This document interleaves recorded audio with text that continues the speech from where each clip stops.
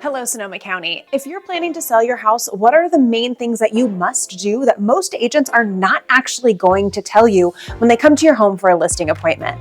There's some obvious things that they're going to go through, any agent is going to go through, but there's crucial factors that you need to know and you must pay attention to if you're planning to have a successful sale in 2024. We're going to dive into those in just a moment, but first, I'm Morgan DeVincenzi with Sullivan Group Real Estate here in Sonoma County, and we help people move into, out of, and all around Sonoma County every year.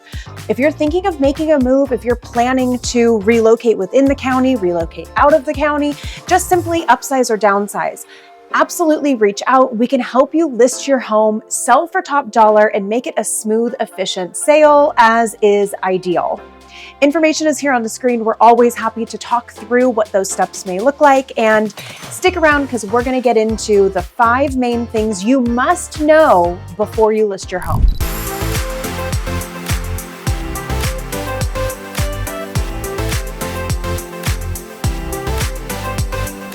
All right, so while most agents are going to spend their time with you discussing the fairly obvious things, there are some very crucial factors of what you must do when listing your home that a lot of agents bypass over or simply just don't even know to discuss with the sellers. A few of the obvious things that we're going to talk through with you as well include hiring a modern agent. Hi, that would be our team. Making sure that you're working with somebody using the top technology, engaged in what's currently going on in the market and how the market is affecting home buyers and sellers right now. Creating top-level exposure for your listing. Exposure is what brings the most buyers to your property. Getting your property in front of any potential buyer out there, sharing it with other agents, sharing it on different platforms, using all the different tools available to make sure your home gets sold, again, for the top dollar in the quickest amount of time possible. Another obvious one, pricing correctly. Most agents are going to talk around price. Pricing correctly for the timeline you have as a goal for your home sale is absolutely crucial. Looking at what other homes have sold for, gauging your home, the updates, the condition, the size, pricing it correctly to make sure that you have that successful sale. And of course, the last obvious piece is presentation matters. So making sure your home is in the right shape. It shows well, it flows well. When people walk into your home or pull up into the driveway, they get that feeling of, wow, am I home? That's what we want. Those are the obvious factors, but there's a lot more that goes into listing a home that a lot of agents just don't even dive into. They stop there and hope you're going to sign those papers. So follow along. We're going to dive into the 5 main things you must do and must know before you list your home. Scheduling pre-listing inspections. A lot of times when people are talking about preparing your home for market, they're talking about the fluffy, pretty things like staging and getting the lawn mowed and things like that. That's great, and those are also important, but going a layer deeper than that is having pre-listing inspections. We help our clients do that for every listing that we have, and it saves them money and time in negotiations once we find a buyer in contract. We always educate our clients that a pest inspection at minimum is ideal. A home inspection, a roof inspection, possibly even a well and a septic inspection if you live on one of those country properties. Know what's going on with your home before you put it on the market. These inspections will give you information to possibly affect your overall listing price. If there's some room for repairs, maybe we list the home just a little bit lower to accommodate for finding the right buyer that's willing to take on those repairs. Maybe you're willing to make those repairs, so we list it a little bit higher. See, we can kind of play that game, but if we don't know what's going on with the property, how do we know that we're listing it at the right price? More so, once we get a buyer into contract, we've listed the property, had showings, had open houses, we get an offer, maybe more than one offer, we finalize that contract, we get into contract, that is not when we want the buyers to go and do inspections for the first time and then find out that there's some room for repairs on the property, maybe some deferred maintenance, things like that. Guess what they're going to do? They are going to negotiate a financial credit from you or ask you to make repairs. Once you're in contract, that's when you want to be smooth sailing to that closing finish line. So doing the inspections up front is going to set you up for keeping more money in your pocket, staying in the driver's seat of the listing process, and making it a smooth and more convenient process overall. Optimizing your timing for a listing. So this goes into 2 factors. First of which is the timing of the market. Now, let's hold up for just a second. Is there such thing as perfect timing in the market? No, there's not. But there's better times and worse times to list your house. And there's things to know depending on what time of year you're listing your house that you need to be aware of when it comes to your timeline. Listing your home in late spring, early summer, likely to be a faster timeline than if you're listing your home in December.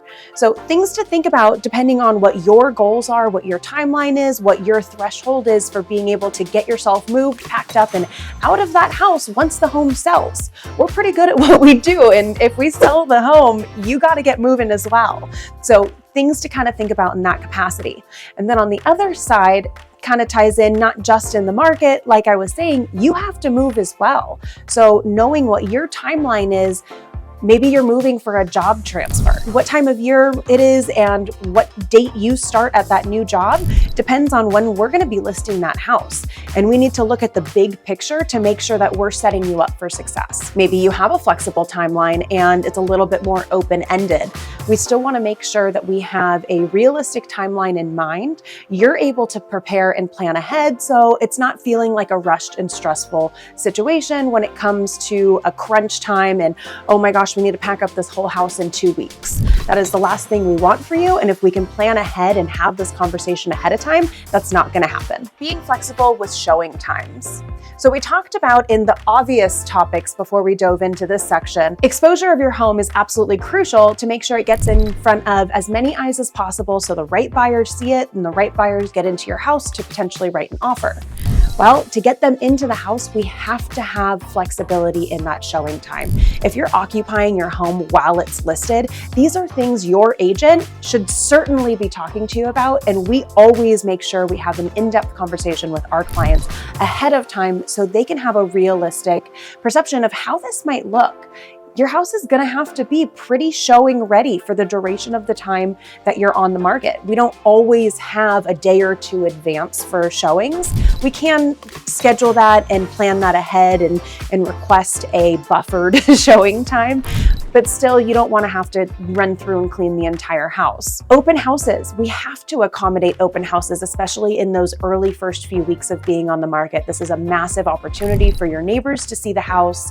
They may know someone coming in, more buyers to be able to come in and see your house and fall in love with it, and of course, agents to send their clients in as well. It is so challenging as an agent representing a buyer when I try to bring my buyer to a listing and the seller is not accommodating to showings. My buyer is ready, willing, and able to buy your house. And the hardest part about this whole process is just getting them in to be able to tour the property. This is the last thing we want for your listing. And so having this conversation ahead of time lets you kind of plan ahead, understand how that flow may look, and make sure it's still comfortable for your lifestyle, but also gonna make a successful home sale. Highlighting neighborhood perks. People do not buy a house just based on the walls, the roof, and the carpet. They are buying a house because it's next to one of their favorite shopping centers. Their friends live in the next little subdivision over. It has a darling community park. The elementary school will be perfect when the kids are ready to go into that, school age next year. Those are the reasons why people buy homes. People buy homes for the emotional lifestyle factor, not just for the structure of the home itself. So we always emphasize the importance of what is so beneficial about not only living in this house and on this street, but within this neighborhood and within this area of the city. How can this benefit the new buyer as they come in?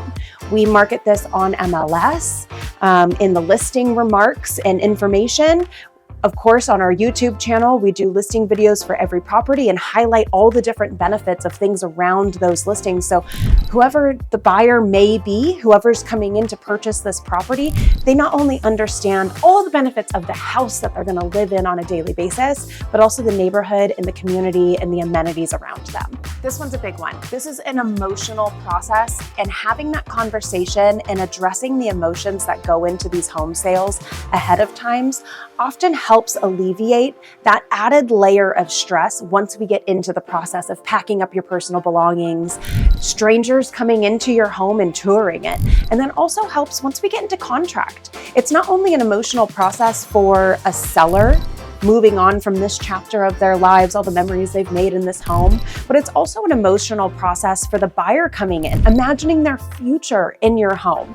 It's big. There's a high level of, anxiety, honestly, with it. And we see this all the time, that if we don't have these conversations ahead of time, it's really hard to overcome in the moment. So discussing potential factors that are going to be stressful for you as a seller and potential factors that are going to be stressful for a buyer coming in is going to make the process a much more smooth transaction.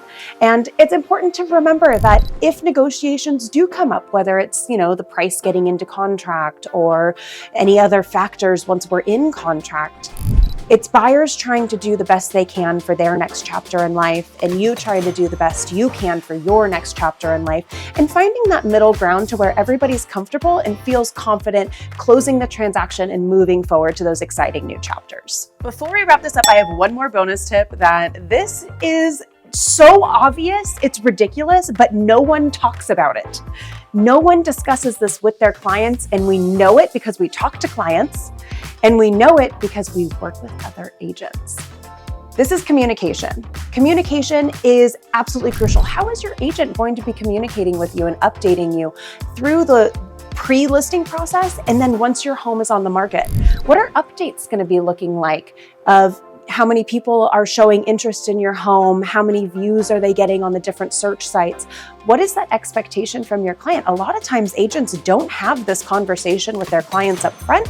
And then once you're going through this process, you're kind of wondering what's going on? What am I supposed to know? What am I supposed to be aware of? Is it going well? Is it not? That's a very alarming feeling for any seller to feel. And we try to minimize that as much as possible. Kind of coupled with that is communication with other agents once your listing is on market. I can't even tell you how many times, again, we represent buyers and sellers, we go out and show buyers homes. We go through the lockbox, the listing agent gets a notification. Once you go through the lockbox, they know we were there.